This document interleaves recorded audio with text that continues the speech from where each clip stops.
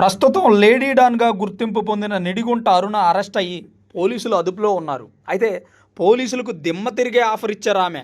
Next నేనే home minister అవుతా, మీకు మంచి మంచి పోస్టులు ఇస్తానంటూ పోలీసులకే ఆఫర్లు ఇచ్చింది. అయితే ఈ విషయాన్ని ఓ పోలీస్ అధికారి మరో పోలీస్ అధికారితో పంచుకున్నారట. కస్టడీలో ఉన్న ఆమె మొదటి 3 రోజులు పొంతనలేని సమాధానాలు చెప్పి తప్పించుకుంది. 4వ రోజు మాత్రం కొన్ని విషయాలను వెల్లడించింది. గతంలో నాకు తెల్ల రేషన్ కార్డు ఉండేది, కూటమి ప్రభుత్వం రాగానే కార్డు రద్దయిందని చెప్పింది.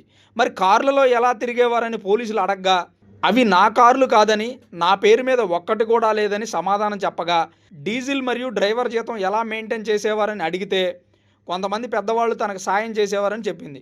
గూడూరు నుంచి ఎమ్మెల్యేగా గెలిచి రాష్ట్రానికి హోంమంత్రిని అవ్వాలని ప్లాన్ చేసుకుంటే ఈ పేపర్ వాళ్ళు తన జీవితాన్ని రోడ్డు మీదకి లాగారని, సోషల్ మీడియా ద్వారా ఎక్కువ మంది పరిచయం అయ్యారని, తాను అందంగా ఉన్నందున రీల్స్ చేసి ఫేస్బుక్, ఇన్స్టాగ్రామ్లో పోస్ట్ చేసేదాన్నని, పలువురు లైక్ కొట్టి ఫ్రెండ్ రిక్వెస్ట్ పెట్టేవారని చెప్పింది.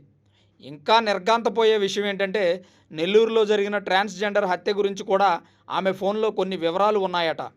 అయితే ఆమె తరచూ ఎవరెవరితో ఫోన్లు మాట్లాడిందో వారి వివరాలను సేకరించే పనిలో పడింది పోలీస్ డిపార్ట్మెంట్.